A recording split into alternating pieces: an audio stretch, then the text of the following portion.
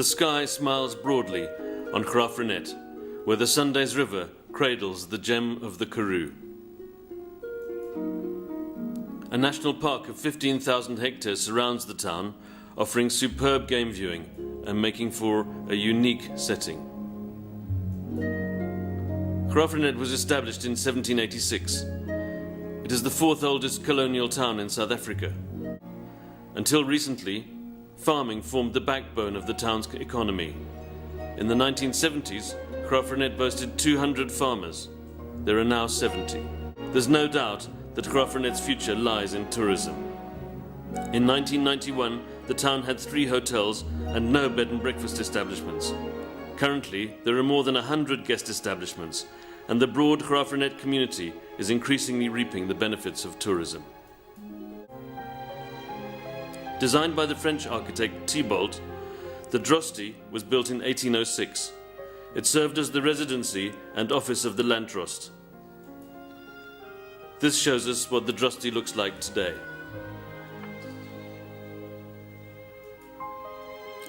The Dutch Reformed Church parsonage was built in 1812. Note the closed shutter, second from the right. After the death of the Reverend Andrew Murray, the shutters of his study were kept closed as a token of respect. The shutters of the study remain closed. Reinet House now forms the nucleus of our museum complex. This building was bought by Mr. Herbert Urquhart in 1912. He lived here for over 50 years, serving as mayor for 21 years. Urquhart House now also forms part of the museum complex. This building stands opposite the Shell service station, on the corner of Church and Parsonage Streets. Named Stretcher's Court, this street was restored to form part of the Droste Hotel complex. Graaff-Reinet is therefore fortunate to boast a facet of architecture that is unequalled in South Africa, referred to as architectural continuity.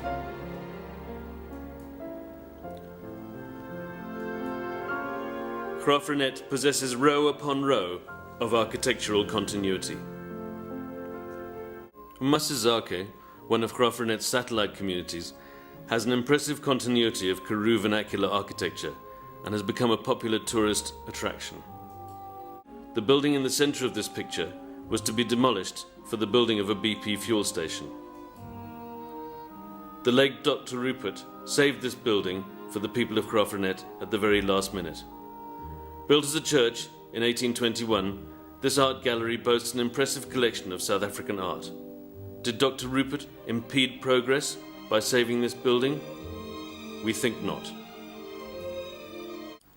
Architectural discord advances gradually and stands to ruin tourism potential.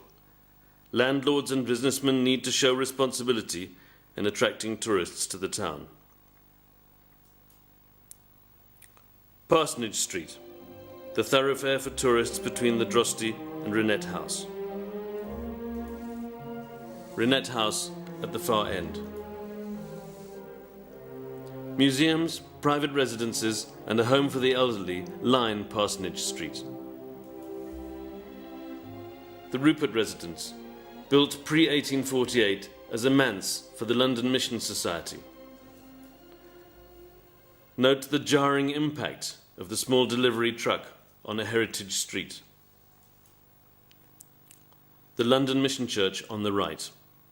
With the help of Dr. Rupert, the community of Graaff-Reinet converted this church into a theatre. On the very right is the workshop and showroom of the Shell garage.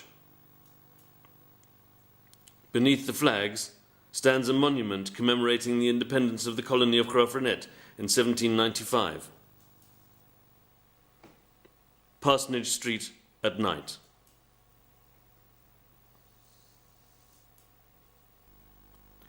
Although the buildings between the two arrows are out of character, a certain degree of continuity prevails.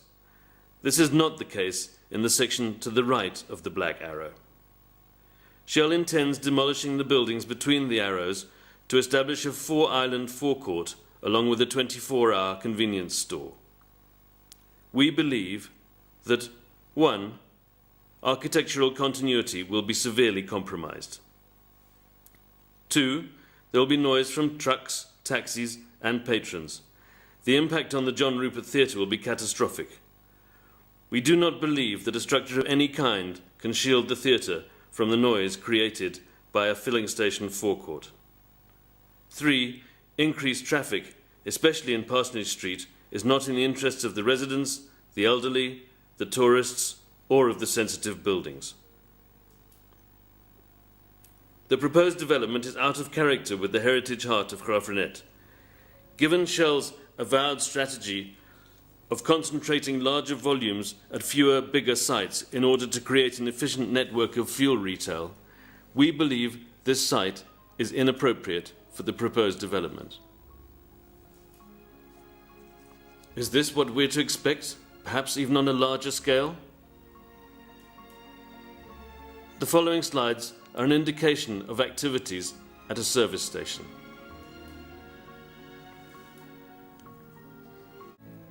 We appeal to Shell to contribute to the future growth and development of the tourism industry by releasing this site for appropriate use.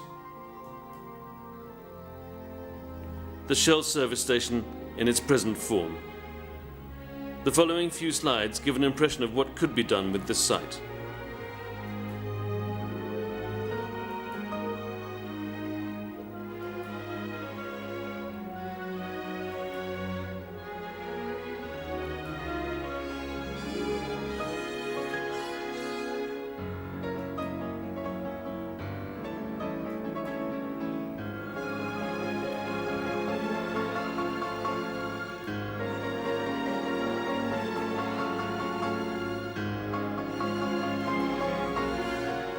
Here are some examples of what corporate business has done to embrace the heritage ambience of Graaff-Reinet.